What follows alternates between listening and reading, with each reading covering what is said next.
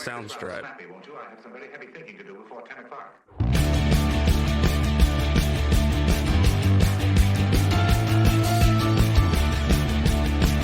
Sounds right. Rolling. Back again with John the comedian. Thanks for having me back. Yeah. John was here a couple episodes again. I'll put that in the show notes, the exact episode there, in case you guys want to hear some more of our dialogue that we had. Last time we got to know John a little bit, got to know a little bit about his life, his comedy, the fact that he's a scholar in Mexico. Yeah. So what's been new since the last week or two, or has it been 2 weeks, 1 week? Honestly, to be perfectly candid, the podcast was very inspirational for me, and it kind of got me wanting to talk to people a little bit more. Yeah. And I work near Stephen Avenue, and there's so much foot traffic there. Mm-hmm. And I was just watching videos on Instagram of various famous comics and stuff like that doing impressions of people and being kind of put on the spot to do it. Mm-hmm. So I have been that asshole on the street and been like, hey, you got me good impressions. All right. And it is depressingly infrequent to where people will actually do it, but when it happens, it's literal magic. It's the funnest thing ever. I came by this really heavy set dude, and he was walking down the street with a bag of McDonald's, and I was like, hey man, you got any impressions? And he's like, I could do a pretty good Mike Tyson. And I just listened to this guy go, I got these fries, and I got extra mayonnaise. And it was the funniest thing I've ever seen. I was like, this is comedic gold. This is amazing. My girlfriend's just standing there face palming. I wish I didn't know this guy. This is a random guy, sorry? It was just a random dude on the street. Yeah, he was just holding a bag of McDonald's. I was like, hey, I was out for a... Was it you? Pretending it was someone else? No, that was a perfect Mike Tyson. His was way better That was than mine, good, which though. was immaculate.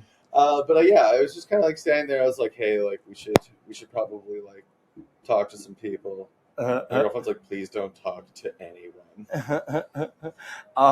Dude, Mike Tyson back in the early 2000s, when he basically went off the rails. There's so much comedy gold just from that era.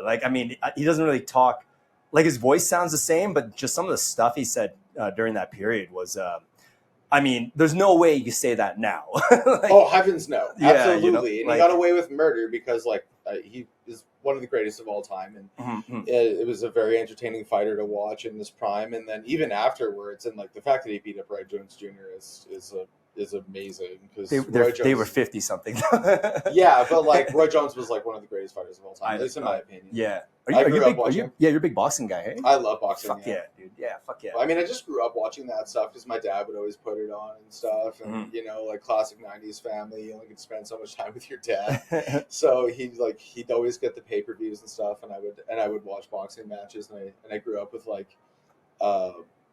Roy Jones Jr. and Oscar De La Hoya and people like that. Man, Roy Jones has a special place in my heart because the night he fought John Ruiz and moved up to heavyweight. Yeah. You remember that? That was actually the night I lost my virginity. So it was one of the greatest nights. To Roy Jones? Actually. I confuse what that actually means, I guess. I that night just worked out for me. There was this girl in high school that I was with the fellas. They ordered the pay-per-view, and we were all big fight fans, and then we're in the middle of the fight, and back then, we just got cell phones. Maybe I'm dating myself again.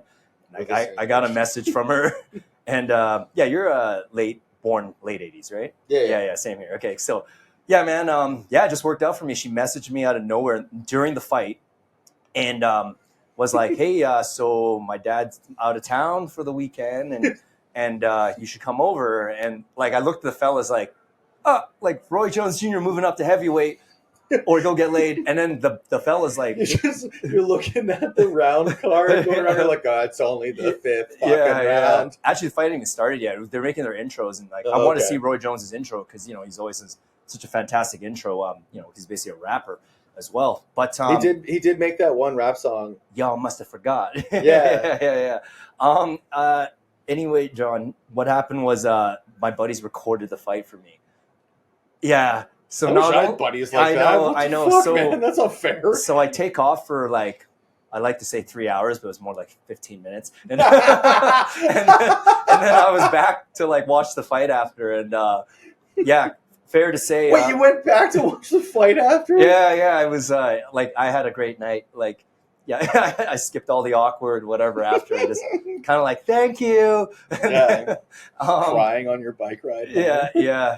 Well, she actually lived across town, so I did have to drive over there. And like back then, like I don't think there was Google Maps yet. No, like, heavens! You would have to map quest that. Yeah, I got lost. I remember being like, okay, where do you live? Because like my buddies lived in the Northwest, and she was living in the Northeast, and then I basically just got my license in a way. I mean, I wasn't even 18 yet, and I remember just being like pulling over to literally a convenience store, like, where's this fucking community?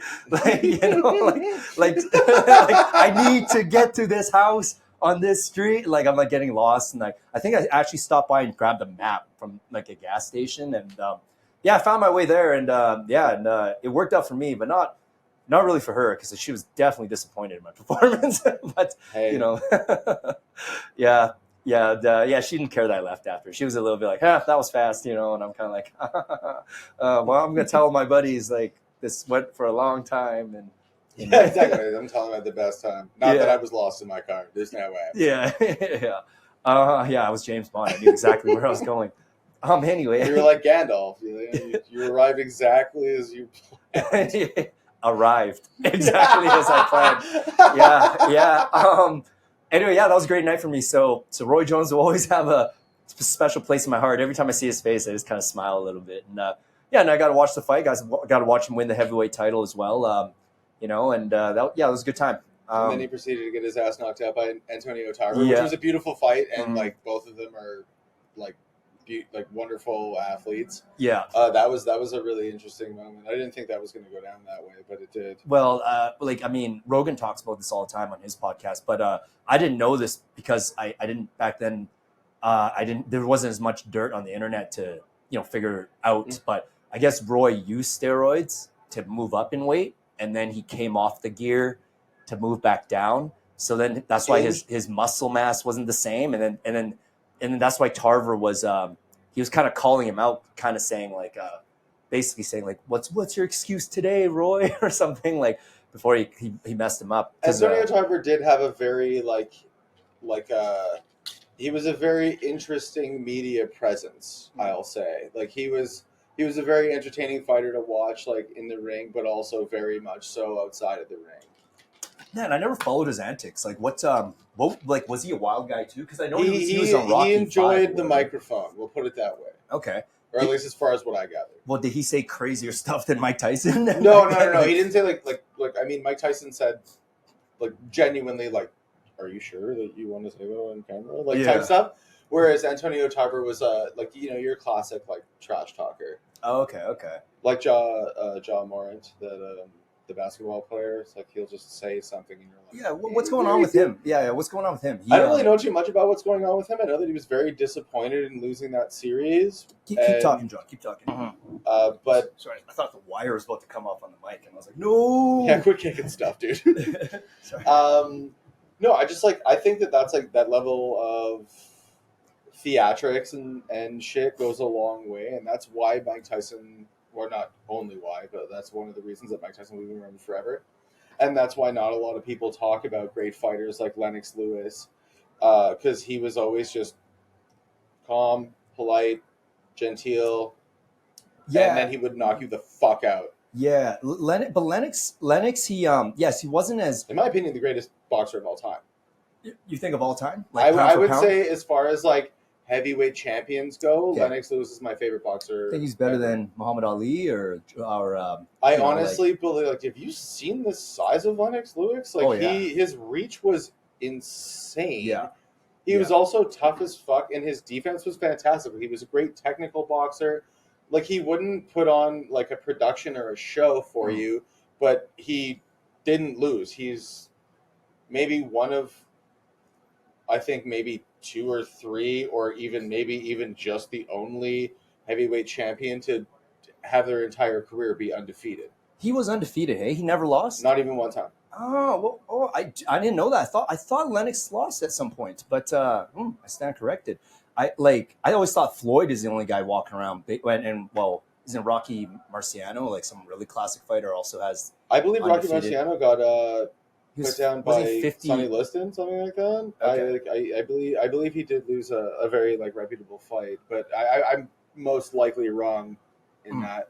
But I'm not sure. I'd have to check the stats on that. But regardless, Okay, but do you think Floyd? You don't think Floyd's the best fighter? of all time, Of all time, yeah.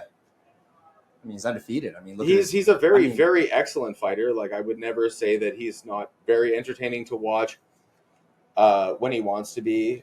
I also think, doesn't he have a couple of draws? I think he only has one. Wait, you know what? I think he has one draw with Maidana. Okay, Right? No, okay. no. I think he beat Maidana. Okay, we have to look that up. And That again, is- I wish I had a that young is Jamie. super worth looking up. But no, Floyd Mayweather is a fantastic fighter, very technical, very awesome. His defense is literally savage, which is really cool. And it's nice to watch like really technical people like Mhm. that. But it's also totally fun to watch a slugfest. Yeah. Well, did you ever see the video game? I mean, there's a meme on like this looks like a 2D boxing video game. It's like now you're fighting Floyd Mayweather. It just shows him go do like avoiding you do, and he's like hits you once. It's like do round like game over. Like basically, I was like to the untrained eye that does look like a Floyd Mayweather fight. But oh hey, did you see him fight? John Gotti Jr. the third. Did you hear about? Arturo got it? No. John. So the mobster, John What? Gotti. Yeah, this happened on the weekend. No, I did not know that dude. happened, and that's awesome. And I will be watching that the second I get home. Yeah. Oh, dude, we might watch it after. Well, it ended. Okay, I so would love that. it was an exhibition again because Floyd Yeah. right now is just boxing and exhibitions. He just boxes for money and fun. Yeah, and that's Money and awesome. fun. Like, why not? Yeah, like because even if he loses now, he's in his mid 40s and it doesn't go on your record. So Mhm. like because that Logan Paul fight he had, like don't get me wrong, Which was a circus, but It was a circus. Was fun to watch It was- and was kind of cool in a fun way. Yeah, like Logan was so much bigger than him, and but Floyd didn't lose, but like he didn't win either. You know what I mean? Like Well, he just kept himself from sustaining an injury Yeah. or not like having a good time. He was like, "Oh, I'll make this entertaining. This is cool." Mhm. And- Or I don't know what his motivations were, but at the Money. same time, money is probably among the motivations. I don't know, but he didn't want to knock that guy out because I think he was everybody. trying. I just don't think he could. He tagged him a couple of good times, and that was fun. And it was kind of like hey, like I'm one of the greatest fighters of all time. Like, don't get too close to me because like I will. I'll fuck you up. John was explaining like the John Gotti thing. So the actual mobster, like John Gotti, this is his grandson because John Yeah. Gotti died in prison, and Yeah. I mean, and he was a big time staple in the mob scene. But this is his and actual also, grandson. Yeah. Well, I mean, like, and also during John Gotti's era, like boxing was huge. was the shit, Yeah. and like Probably fixing corrupt matches. as Yeah. fuck, Oh yeah. back then, Fixing yeah. or, I mean, I cannot confirm or deny, but like fixing boxing matches seemed to be a real thing. Yeah. Oh, yeah. Like, I mean, that's one sport where you can fix it pretty good, because all you gotta do is get the one guy to shell up and take shots against his glove and arm, and it still appears like you're trying, right? Yeah. Versus MMA, it's kind of harder to fake a fight, like It's hard to fake being choked out. Yeah. or like two people are on the ground like doing jiu-jitsu, but they're not going for a finish. They're like stalling, and like it's pretty apparent they're like whispering each other's ear, like, okay, like let's. It's like, hey, I'm totally not going to kick you in the Yeah, face, yeah. although I could. not in the face, not in the face. That's like what they're saying.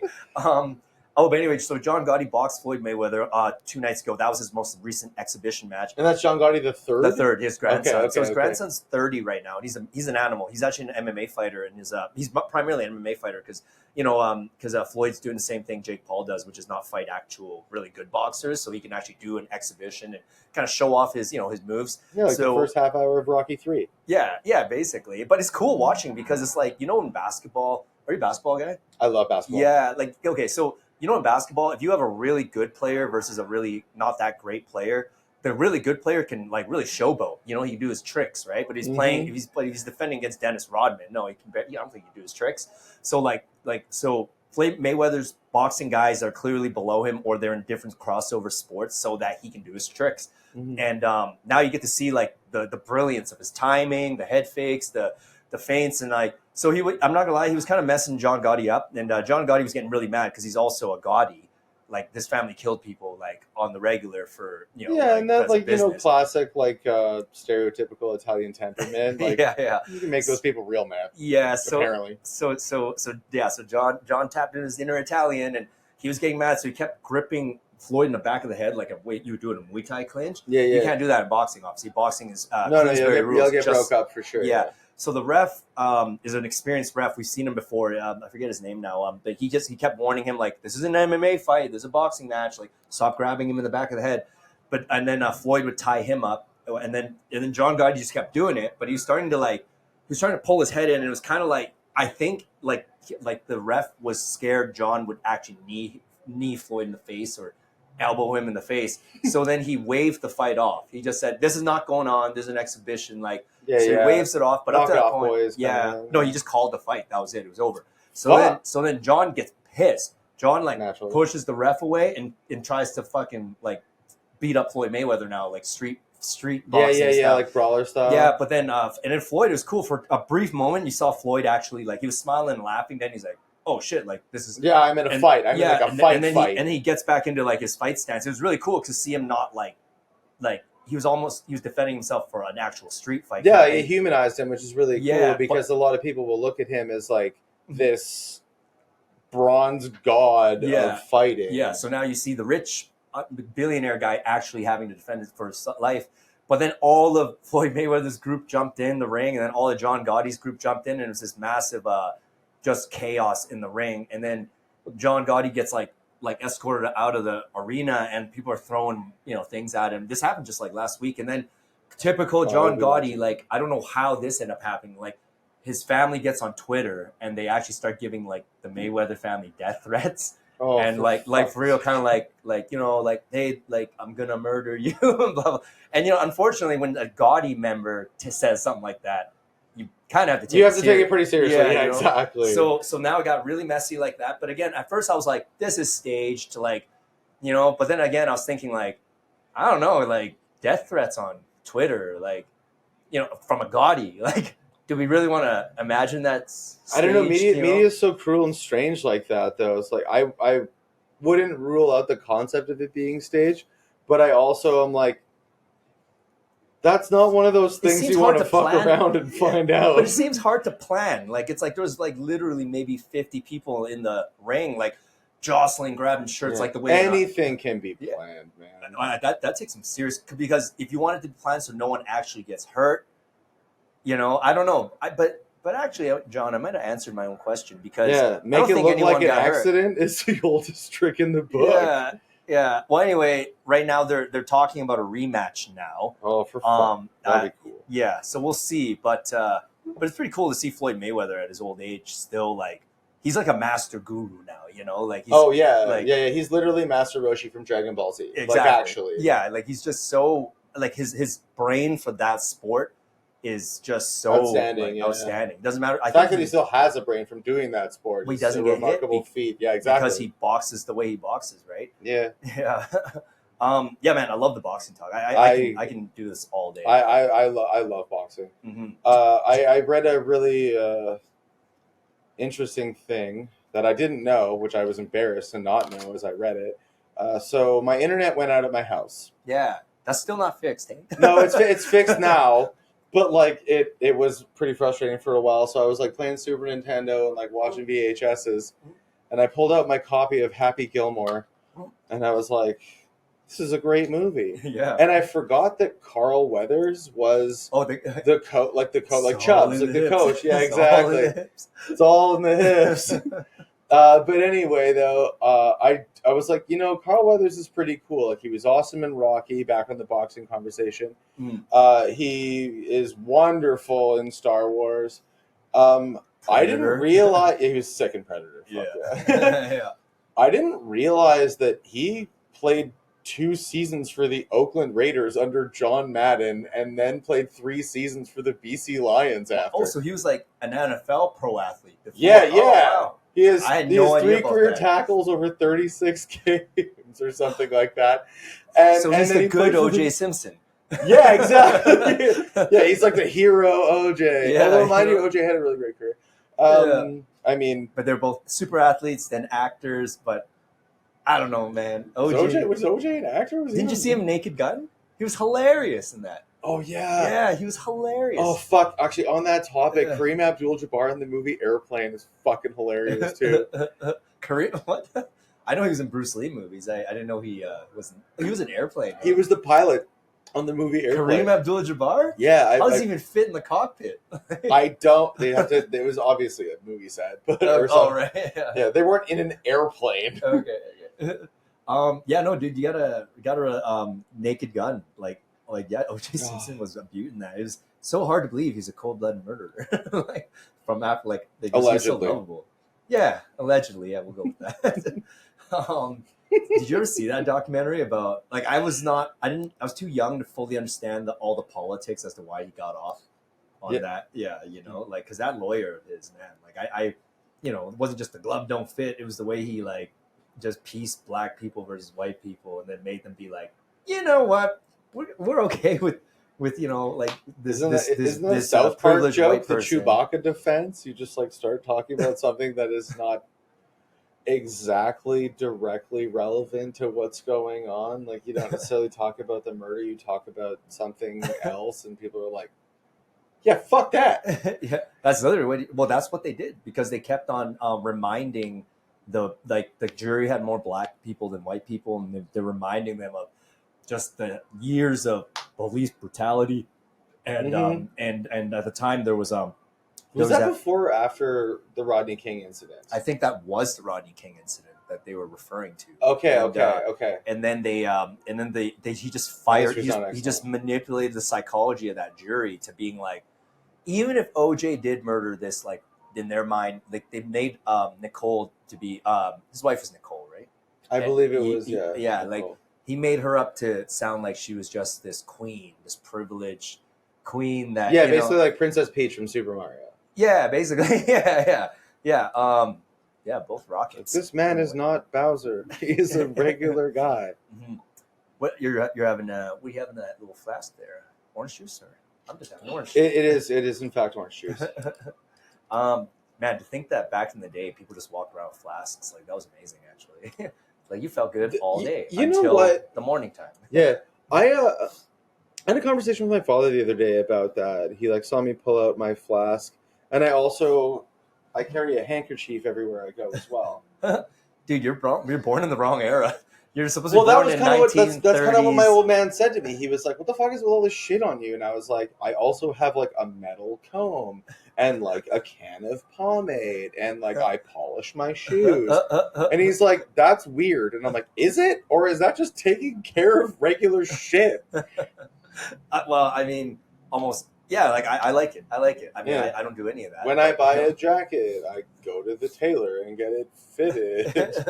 I have a cobbler. We're on a first name basis. Like, that's like, I mean, I'm not saying like a fancy dude. I'm just simply saying like this is just shit that I always thought was normal. Well, But I was also raised by my grandparents, so like, all that like kind of born in the 1930s. Their fathers went to World War II, and then they came back, and they're like, now I'm a child, and they're like, hey, pomade, slick your hair back, well, they didn't have look gel. sharp, keep your shoes clean, always have a handkerchief on you. What was up with the handkerchief? The handkerchief is Like, was everyone just always splooging all the time, and then you totally wipe it off, or? okay. So this is what I always say to people when they like ask me why the fuck I carry a handkerchief. I'm like, have you ever seen someone crying before? You pull that thing out and you are literally Jesus Christ in that moment. Do you see a lot of people crying all the time? Or? I work in bars, so yes. Oh, okay. Actually, yeah. Yeah, me too. But also, like, in addition to that, it's like, what if you have to pick up something that's hot? what if you're in a bathroom that doesn't have toilet paper? Okay, There's like a million different reasons. Are you gonna reuse that handkerchief? Well, not after I wipe my ass with. That's what I'm kind of like. No, and no, is that that one gets sort of. I know. I buy them by the 36. Thank you again, Jeff Bezos. Oh my god. Yeah. Well, to be honest, the handkerchief thing was already weird enough when people blow their nose into it and then like put it back in their pocket. Like, yeah, but the thing is, though, is if you have like a bunch of them, you just like put that one in the wash and you grab another one for the next day. That's just so weird. Or me. like, it's weird to me now. I mean, back then, I guess. Because they didn't have Kleenex available, right? No, like, tissue. I don't think tissue was a thing back then. Yeah, when the thing came around the 60s. But also, so you're right, it was also like not even like I guess it was somewhat of a status symbol. Like if you had one that was like silk or like something that was really nice, or you had your initials embroidered on it or something like that. Like that was a very like nice thing to have. Yeah, exactly. Just in case you have to grab a frying pan that's too hot for you to hold with your bare hand. Joffrey, time to clean up the mess. Like calls his handkerchief by the name. Yeah, or if you have to say bye to somebody that's leaving on a boat. Oh, just flicking shit everywhere. Yeah, exactly. Ta-ta! Oh, it's in my face. Yeah, well, every culture has, what we deem odd now, but it absolutely made sense at the time, Yeah, like what if you're bleeding? All right, so like let's say you and your friend are hanging out in a park. Your friend falls down. They hit their elbow on a rock. They're spitting blood all over the place, and you just have a handkerchief to like tie them up with. You want to whip out your rusty shit-stained handkerchief and no, fill you that don't wound. put the shit-stained one I'm back sorry, in your pocket. when you brought up that was one of the ways to use it, my brain's already like. No, it's just like it's emergency situations. Okay, so say that emergency, the one time you're like, normally I only use this to pat the sweat off my face or like maybe a light nose blow, but like that time you had to defecate and you wiped your ass with it. And then that same day, your buddy's like, John, I just. No, the ass wipe one does not make it back into your pocket. Yeah. There's already enough shit in my pants. I don't have to like take stuff that I can have not in there back into my. I guess what I'm trying to say is like all your accessories is designed for essentially to make you more like elegant, if you will. But it sounds like the way you use it, it makes things way more messy. Far from elegant, yeah, exactly. Well, there's just like all those other like like old man things, like switchblades or I like those. Yeah, well, everybody likes those. They're so cool. Although they're very illegal. Please don't buy those. Are they illegal? They're super illegal. You can't have a switchblade? No, fuck no. But you can carry like my chef there. He had to carry his knife set home the other day. He's not allowed to do that. He can do that, but you're not allowed to have something that's like a coil, like assisted. Yeah, you can't just go and then have it come out. You can have a pocket knife. Actually, wait, you can't have a pocket knife in Calgary, I'm pretty sure. You can't? No concealed weaponry. What if you have to open a letter? That's an excellent question. Yeah. I guess you got to use your teeth or use your handkerchief. I don't know. Use your handkerchief.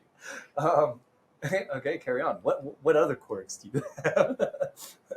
Like I don't know, ugly, getting older really quickly, balding. I don't know. What about a cane?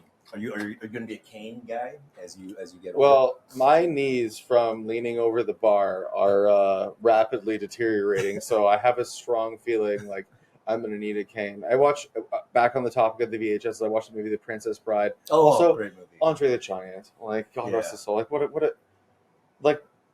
a bad actor. But just a wonderful, like, I just look at him and I'm like, can you just hold me? Yeah. But anyway, though, when the grandfather first comes in, then he like comes in with his cane and his fedora and his like nice tailored suit, and it's just like a regular day. Like he's going to visit his his grandson, who is sick, and he comes in a full suit. I'm like, that is a bad motherfucker right there. Yeah. Puts his cane down, hands the kid over a present. The present's a really old book. The kid doesn't get it. It's also Fred Savage from the Wonder Years, which I also thought was lovely when I finally Googled that after I got the internet back. He looks familiar. And I was like, what would you do if I sang you a song? I was like, oh my god, that's Fred Savage.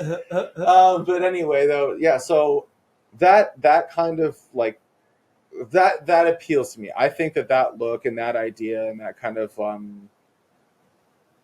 like being like a man's man, like in that era is really, really cool. Jordan Peterson actually brought something like that up recently because he talked about like men. He basically brought up that you should dress up every day, like wearing a suit, being clean shaven, like palm coiffed, yeah, your hair, like that, like that's like a because he's kind of you look great, by the way. Oh, thank you.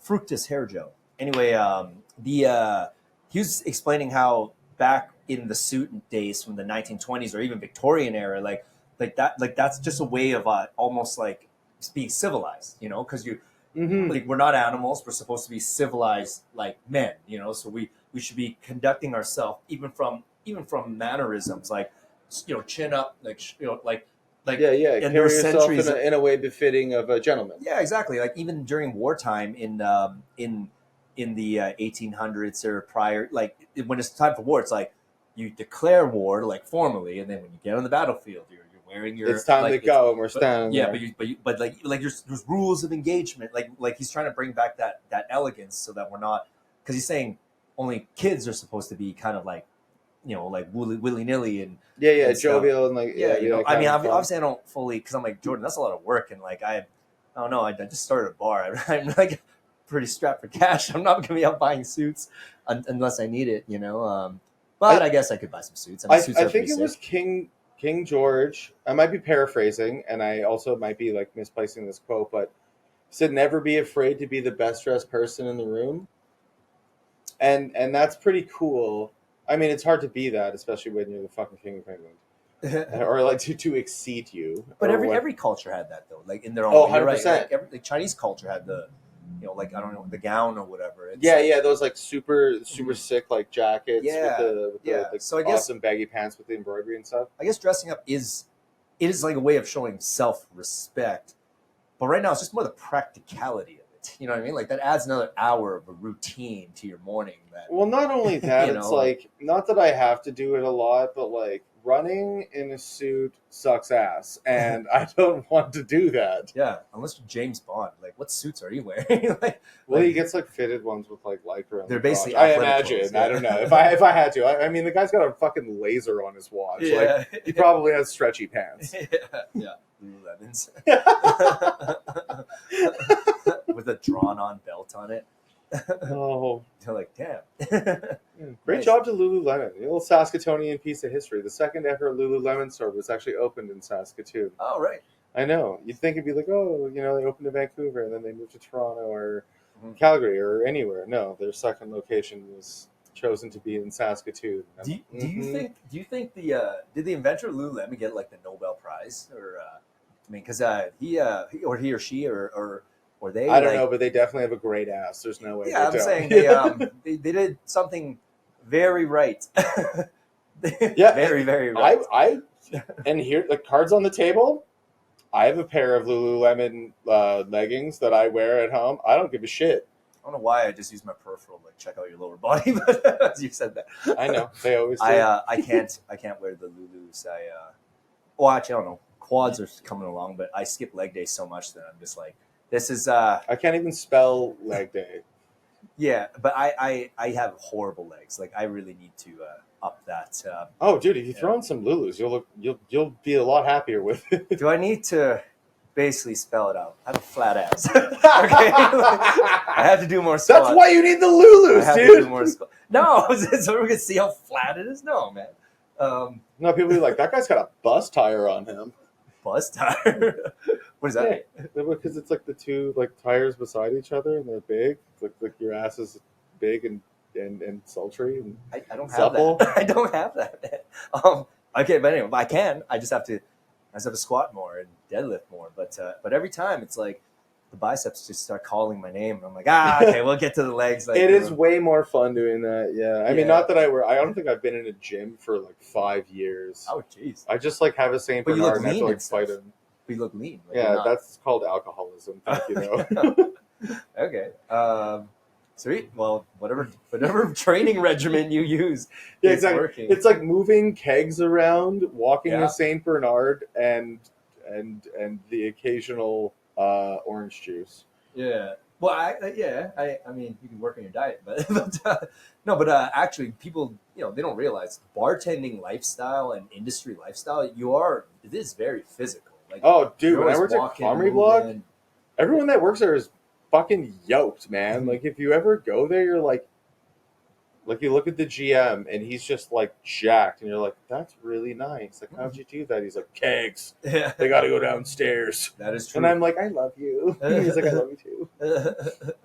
No, but like you have some muscle mass going for sure. That's from the minimal keg lifting and stuff like that.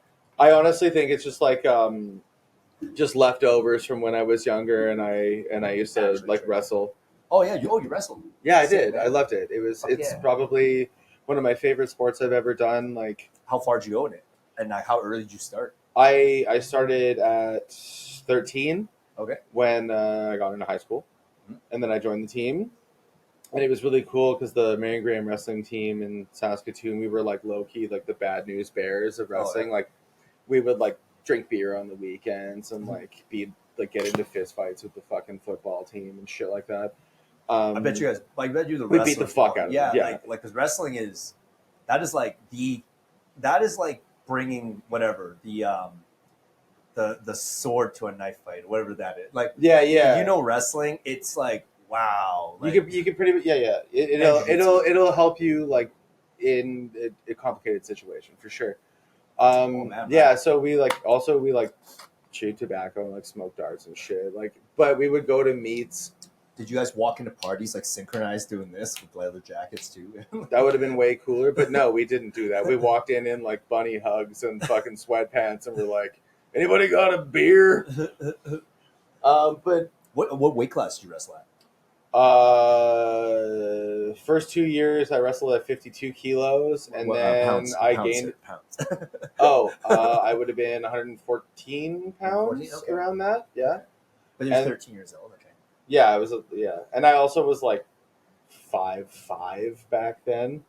Not that I'm much bigger now, but and then in grade 11, I wrestled at 62. So I gained 10 kilos like over the summer, which is 22 pounds. Okay. So I was 136. Is wrestling always measured in kilos? Yeah. Okay. Why is that? Olympics, man. Oh, okay.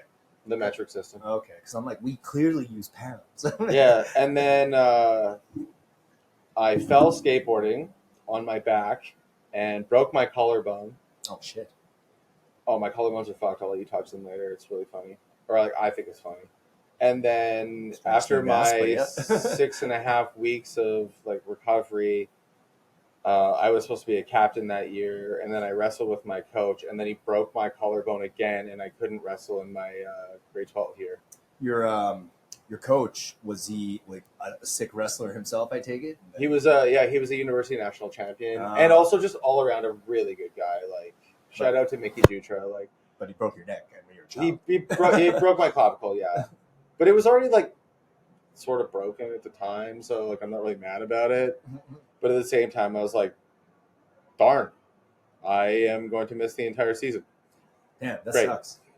Did you wrestle in high school then? Yeah, I wrestled only through high school, and then when I got to university, I saw a bunch of dudes that I wrestled with in high school, and I was like, you're all the dudes I hated wrestling against, so fuck this. Because they're all like super talented. Like, Refresh my memory. Which university did you go to again? Was it I went to 3 different universities. I went to Concordia, I went to the University of Saskatchewan, and that's where like I saw all the wrestling boys. And then I went to Universidad de las Américas Puebla in Mexico. Oh, that's right. So, like, what is your completed degree then? Or is that? I have a certificate in human rights, and I'm a published guy in that. From the Mexican university. Yeah. I didn't have the patience to finish a degree in Canada. No, but you have formally you have a degree. It's from the Mexico University.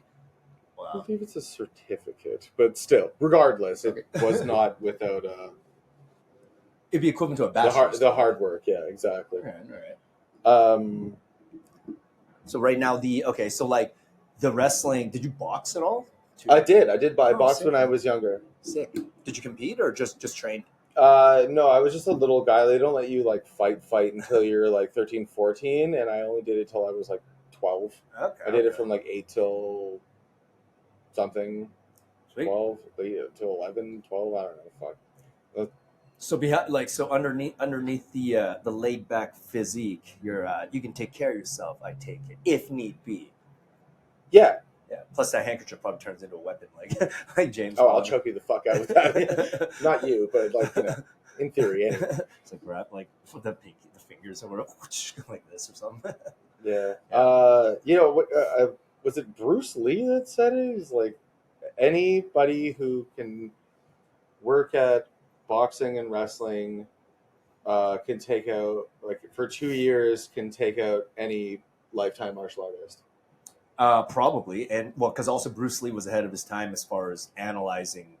Like, he was basically talking about mixed martial arts before they can throw that label on it. Yeah. But back then, there was mixed martial arts fights. People don't realize, like Jean LaBelle actually fought in those. They just weren't like really what's it called, governed by any governing body. So it's hard to make it official. Yeah. They were usually kind of circuses, but don't get me wrong, like mixing all the martial arts, like that idea has been around, but Bruce Lee made it more super like uniform, like. Well, wouldn't every martial art in like theory be a mixed martial art?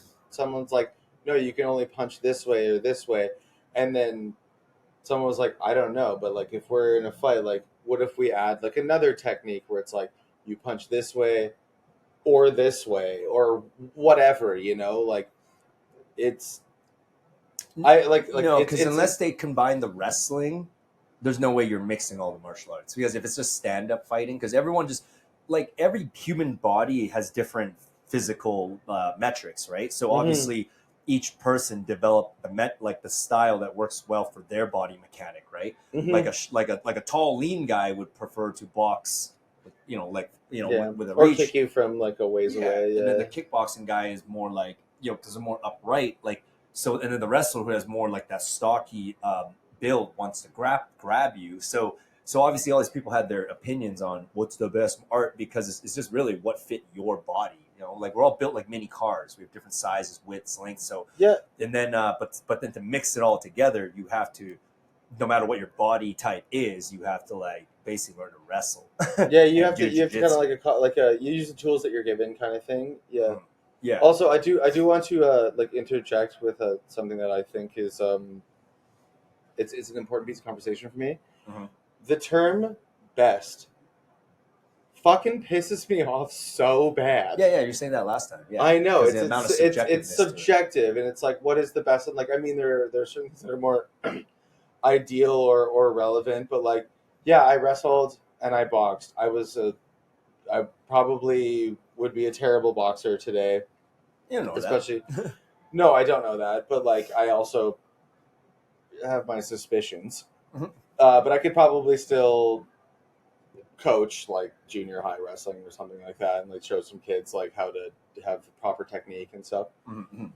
But as far as like the best, that's exactly what you're saying. Like, when it comes to that concept of like your body type, it's like subjective to who you are and like your physique or like how you were built or your metabolism or whatever, like or also your like your disposition, like like is it oh god damn it, what is that really defensive form of karate? Aikido? Wait, no. Aikido's like a grappling style, isn't it? I don't know. Anyway, Aikido's what Steven Seagal did, where he grabs small joint manipulations of the hands, essentially. Yeah, and he flies helicopters and is a cop, and has been for 30 years. As much as I don't like Steven Seagal, I still love Steven Seagal. I love him so because much. of just when I was growing up, he was just Under Siege 1, Under Siege 2. I don't know. I just dig him. Upon Deadly Ground or On Deadly Ground. That's a great movie. He's just such an oddball. You've been a cop for 35 years. Yeah. Did you see the South Park where they made fun of him? No, but that's something that I would definitely enjoy. Oh man, they went to town on him. Like, anyway, like, well, I'll show you some clips later. You're gonna laugh your ass off. But the Steven Seagal, like the thing that kind of like annoyed me was when, he kind of explained to everyone that he taught Anderson Silva and Lyoto Machida like the crescent kick, which is kicking someone right in the fucking mouth with the front of your toes. Just basically lifting your foot up. I'm like, the most basic karate kick. You're saying you taught them that. Like it's like they obviously knew how to do that already, but because those two just also loved his movies, they like played along and made him believe he was that he taught them the basic move. Kicking someone in the face. Yeah, exactly. Yeah, you invented that. Anyway, but what got crazier was back then. I remember this was like 15 years ago, but Randy Couture kind of interjected and basically said like, also a great wrestler. Oh, Randy Couture is amazing. Apparently he's a dirtbag outside of fighting, but according to Dana White and his own book actually. Yeah. Hi, I'm a piece of shit. In no uncertain terms, yeah. If you read the Randy Couture biography, it's going to be the first line in my biography. Yeah, well, it's just basically him basically betraying everyone who's ever put trust in him. Like he's cheated on every wife he's ever had. He's screwed over every business partner. He's like done deals with the competitor, but he confessed every time. He justifies it, like but when you read it, you're like, on paper, all I see is you can't be trusted. But in the octagon, though, holy fuck, like that guy. Yeah, the guy's one of the great, like the great early fighters. Well, he's almost 47 years old when he retired, and he just knew how to use his body and his schematic. But anyway, to finish up on the Steven Seagal thing, what was really funny about that was Steven Seagal. Randy Couture basically said at the time he was trying to set up a fight with Steven Seagal, like a legit fight. Steven Seagal will beat the shit out of you. You think he would beat Randy Couture? He was the only American ever to open a dojo in Japan. For Aikido. Okay, not exactly a particularly efficient MMA, like fighting style. Yeah, but like it's not useful to stop a wrestling takedown.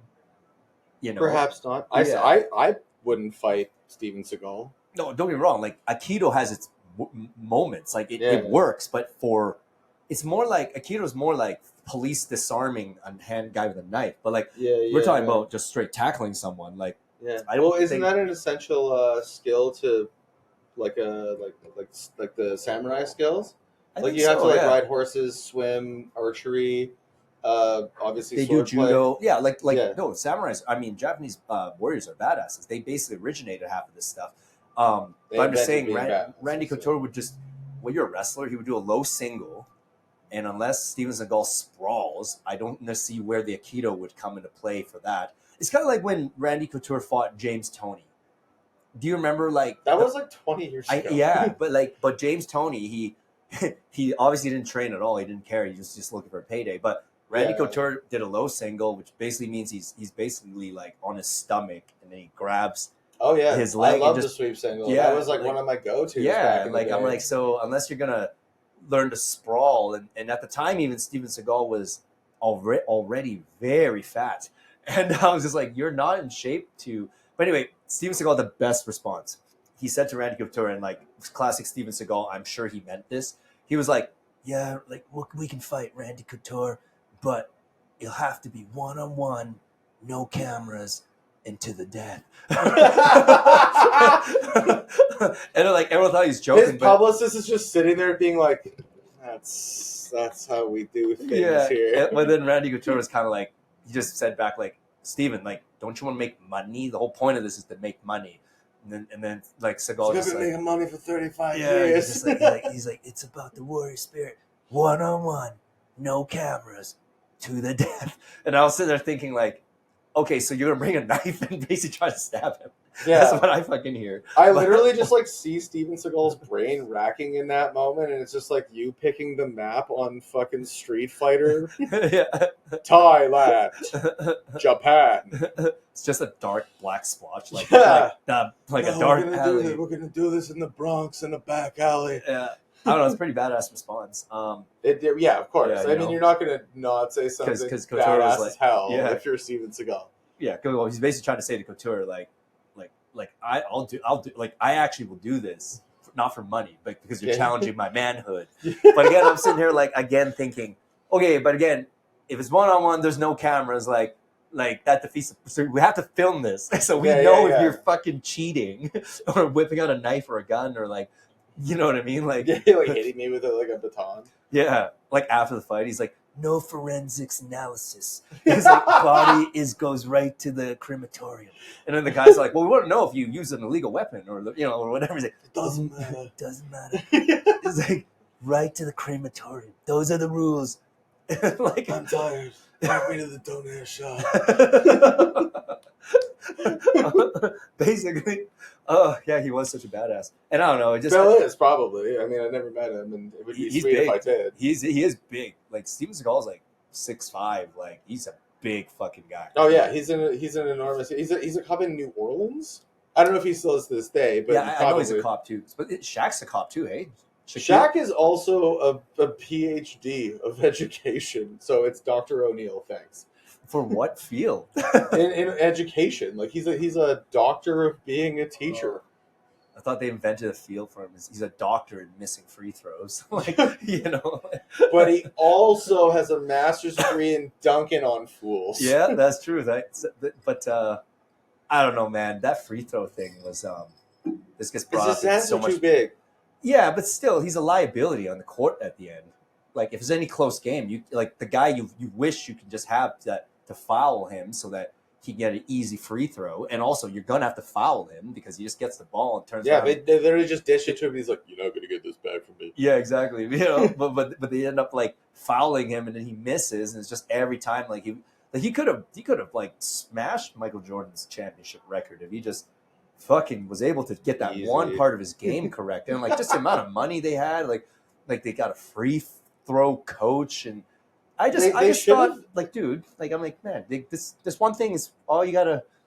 Can you fix this? My opinion on Shaq's free throws is okay. So Randy Johnson's one of my favorite pitchers of all time. Yeah. The guy was enormous, super tall, long, like really arms, right? really big for the time. Now, like pitchers can get up to like 6'10". Like There's fucking 6'10" pitchers. Yeah, the Holy Royals had the pitcher like when they had their championship run, they had a pitcher that was 6'10". And his thing was like he threw it super fucking hard. Was his arm super long too? Yeah, Like, he had crazy then, reach. Yeah, But it would come down from so high. yeah. Or it's like when like softball pitchers, like a pro female pitchers will pitch to major league players, but they pitch from underneath and they don't know how to react to it. It's like the trajectory and angle is like so confusing. Yeah. But so Randy Johnson, he had like a rough couple of first seasons, and then his like pitching coach like kind of adjusted his style a little bit and his like hand position to like kind of cater to his size and like the size of his hand, and then went on to be like one of the greatest pitchers of all time. Mm-hmm. So all you have to do is like kind of manipulate it, right? So like I'm not going to say that the people that coach Shaquille O'Neal, Dr. O'Neal, to shoot free throws were taking the wrong approach. I'm just simply saying that maybe if you like instead of getting Shaq to like put the whole ball in his hand and shoot the free throw, you could have just got him to throw like a 3-seam or a 4-seam fastball like that with 2 fingers, and he may have had more luck.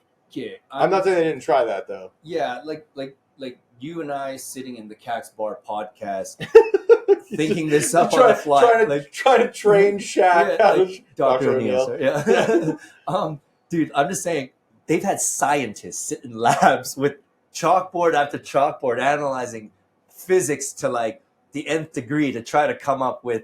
I'm sure they thought of that too, and he couldn't fucking do it. At the end of the day, scientists also think that AIDS started because people had sex with a monkey. So like, there's whatever. They get it wrong sometimes. They get perfect. it wrong sometimes. But all I'm trying to say is that clearly Shaq's mind, he just didn't want to, like, it's him. He didn't want to put it because like every time he was like, it's so crazy. Like he sweats really bad, like much when he plays the game. But when he went to that free throw line, literally like classic, well, that's like the joke. hooker Yeah, at church, like Shaq. He's just like fuck.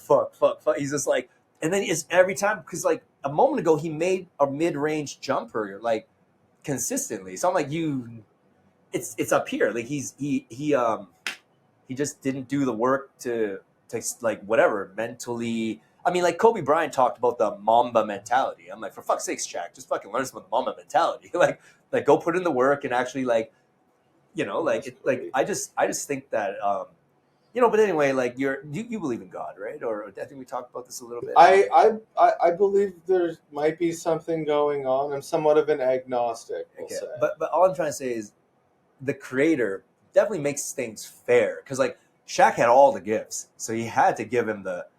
It was either he has a small penis or he can't shoot a free throw. So like he had to like choose one of those to equalize. Otherwise, it's really unfair. Yeah. So I'm pretty sure he chose the big penis. I'm pretty sure Shaq owns Forever 21. The fuck is that? Like the clothing, like a Isn't store? That a girls' clothing store? Well, no, they have men's clothes too. Okay, but it just sounds like a girls' clothing store. Yeah, I know it does. It does really sound like that. Yeah, he owns like a whole bunch of companies that like you wouldn't expect. Like Shaq is a very, very skilled businessman. He has literally only one flaw. Like can't shoot a free throw. Yeah, and guess what? He doesn't have to shoot free throws anymore. Yeah. So he just sits there and makes fun of Charles Barkley on the panel. That's true. And That's true. He has 4 championships versus Barkley's 0. But to be fair, Barkley played in the Jordan era. Like good fucking luck. Right? They both did. Okay. Shaq won. Yeah. He had a 3-peat when Jordan was playing with the Wizards, I think, right? Yeah, I think doesn't Shaq have 4 rings? I think he has 4, but like he got 1 with the Heat, and then he got 3 with the Lakers. He could have had more, man. I mean, like he's like, where do you get that? When like who has that body anymore? Nobody. Like, will that ever come around? I mean, like Jokic is like he's or Jokic. I think that's how you pronounce it. They reinvented the big man, and as far as like basketball goes, I had a pretty extensive conversation with my man Kelsey the other day, and we were talking about like when it went from like, David Robinson and then into Tim Duncan. The Admiral, yes. Yeah, the Admiral ruled. Great physique. Holy fuck, David. Yeah, Robinson, well, he was wonderful, and even like guys like Phil Jackson or Magic or guys like that. Shaq fucking embarrassed David Robinson though. He had like a fucking 100 pounds on him. Yeah, like I remember thinking like this is the most complete physique, and then once I saw Shaq walk in, I was just like, oh my god, he's a child. It's Superman. He's a child. Yeah, exactly. Yeah.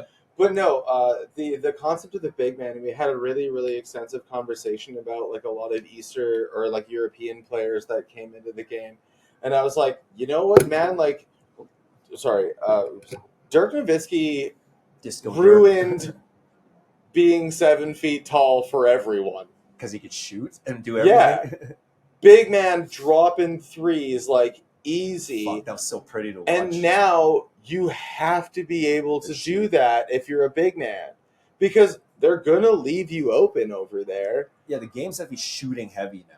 Oh, it's super shooting heavy. I love it. I was also alley oops are popular again, which is cool. Oh, they got unpopular for a while. I believe they were not very popular in the 90s and 80s. Yeah, I don't know, but like street ball, like dribbling, fun passing, and long balls is what the game is all about now. Yeah, no, I do love it. I just haven't followed basketball nearly as much. I mean, ever since Ray Allen retired, I was a little bit. He's my favorite. Was a huge fan of Ray Allen. I loved He Got Game. Ray Allen. I love his shooting form. Now, don't get me wrong. It's Steph Curry now has kind of brought a whole other dimension to that. Like, because the one motion release, it's a thing of beauty. But that form of shooting, you have to have a light body. You got to be able to like rise really easy, and you have to have that hang time. If you don't have that, if you have a stockier build, like you won't see Zion shooting like Steph Curry. I don't think. Although Zion can literally jump over a bus. Yeah, not literally, figuratively. Zion to me is almost like mini Shaq almost. You know what I mean? He's like a 6'10" Shaq. He's terrifying. What happened? He is going to be so good in like 3 years. What happened to him recently? Didn't he? I don't know. Didn't his sex life get in trouble or something with some? I didn't read about that, and I hope not, because he was a good kid. Yeah. But anyway, I believe that Ray Allen, and also, so this is my favorite player of all time, which is exactly the same form of player. Reggie Miller is my favorite player of all time. Oh, nice, yeah. Fuck, I love Reggie too. he's just a cool guy too. Like you didn't think he would have that personality, right? Well, I Yeah, didn't, yeah. just Well, from he's looking got at he's him. got like a dude. Like, did you ever see his documentary? I Ray Allen think versus the New York Knicks. You mean Reggie Miller? Versus, Sorry, sorry. where he Reggie fucking Miller versus scored New York. like 12 points in 3 seconds or something ridiculous, like something like Yeah, highly and like Spike improbable. Lee was fucking with him from Yeah, the sidelines, yeah. and he just like looks at him and points Yeah. and shit. Like Reggie was amazing. Yeah. He definitely looks like Quark from fucking Star Trek DS9, though. I mean, he looks exactly like Quark from Star Trek DS9. Like I wouldn't say he's exactly a 10 aesthetically, but no, he I think was, he's a handsome guy. He just looks like Quark. Like That's I think Quark's a handsome Ferengi. This is some Star Trek talk, but like in there, for alien species with the giant testicle foreheads and the he looks a little bit like that. Yeah. it's more like the face, but no, man, Reggie Miller's body I always thought was very. He made skinny guys like cool, He looked like a marathon runner. Yeah, he looked emaciated, but he Yeah, wasn't. He just was tall. He was like stretched out, right? And he just didn't miss. Yeah, I think he finished his career with a 96 point something free throw percentage, yeah. which is like absurd. So why didn't they get him to coach Dr. O'Neill? Like for fuck's sakes, throw He as much money probably at the just problem. got fed up. He walks in and Shaq's like, I see hot. Reggie, I guess I really need to learn how to show these free throws. You're just not going to make it, dude. Yeah. Go back to rapping. Rap. Oh, yeah. Shaq rapped? Oh yeah, wait. Yeah. I think he has like 4 albums. I remember he made that ridiculous The movie Kazam. Yeah. And also the movie Steel, which is low-key very entertaining. Was it a video game or a movie Shaq Fu? Yeah, I have that for Sega Genesis. That's a video game, right? Yeah, I think we remember that. Yeah, Yeah, I think I actually have 2 copies of it. Yeah, fuck man. Yeah, those are man, wow, today's almost like nostalgia podcast for people born Yeah, exactly. born Gen wait, what are we, Gen X? Yeah, are you in your 30s? Watch the podcast. But, to be honest, yeah, like this podcast this was like I know so many people are going to enjoy this one who are in my age range cuz this is the kind of shit we just talk about anyway, like cuz it was like it was our foundation, right? Yeah, it's actually been really fun because we didn't talk about the shit that you brought me on here for. Oh yeah, dude. We didn't talk about the industry. Right, we didn't talk about comedy. Yeah, sorry. Let's that's the best. I'd rather talk about basketball and boxing and like just historical figures. Dr. O'Neill. Yeah, Dr. O'Neill and fucking Steven Seagal. Just like BS from the 90s, man. It's nice because like, hey, this is how I would have wanted to spend my afternoon anyway. Yeah, no, like we can keep going. Like, let's go another 10 minutes here. I mean, then fill up a full hour. But your comedy right now. So I was talking to my partner here, and we like. How do you do you know a bunch of comedians? Like, do we want to try to set up a night here? Like, I would love that. I would love to do a comedy night here. We can set up like a little like kind of like a portable like. How many comedians do you know? Like, how does it work? Do you guys do? Like, how long would your set be? We all fucking know each other. Yeah, because we all just like see each other like from event to event. Yeah. I would probably say like bring in a headliner for like 20 minutes, and then everybody else is like 5 to 10. 5 to 10. Okay. Yeah. So does this go all night, or how does this usually work? No, you'd probably bring in like 7. Is it like 2 hours people put aside for it, kind of thing? Yeah. And then you have your host in the middle who just like says funny stuff. Yeah. Helps someone if they're bombing or whatever. Well, not even that. It's just like wait, these aren't open micers. These are actual comedians. You got Yeah. Well, I mean, the open micers, they are still actual comedians. Yeah. But it's just hard to like get work. But then there's like other people and they want money, and it's hard to allocate that kind of stuff, which is why I make very little money doing comedy. Yeah. I know, right? But it's like basically you started out, the opener will say some stuff for a while. Yeah. And then they introduce the first comic. They'll go on for a couple of minutes and they'll kind of like get the ball rolling. And then you go into the like organizer / host again, brings in the comic number 2, another 5 minutes go by. And then you just get progressively longer. And what I really like is I've been at a couple of clubs and they'll have like 5 minutes, 5 minutes, 10 minutes, 5 minutes, 25 minutes or half an hour, depending on how much they want to pay the headliner. And then they'll just throw in some scared as fuck comic that like doesn't really know what they're doing for the 5 minutes at the end. Oh, really? Yeah. That's so mean. No, because it's like it's kind of low key like an honor to do that. But you're following someone who killed, and then They may or may not have killed. okay. I just keep imagining if like you're a headliner at that point and you're getting paid. Yeah, you're refined. Probably a bit more refined. Yeah. So okay. Everybody bombs. Everybody in the world. I don't care how many like HBO specials you've done. Not that I know anyone that's done one. Every single one of those comics that you see as you flick through your Netflix has fucking absolutely douched it at least 40 times. Damn. There's the comedy. There's no winning. You go up and you have fun and you're like, hey, that was really good, but you're always like, I could have done a little bit better. I could have got more laughs. I could have had more. I could have had like just been more comfortable. The lighting could have been better. The this, the that, the True. whatever. It's a hard beast to satisfy, and that's cool, and that's like what attracts people, or that's what keeps people doing it. It's like you're always like chasing the dragon kind of thing. Yeah. Okay, so maybe we'll talk off air on how to actually make this happen because we're down. We just never hosted one of these, so.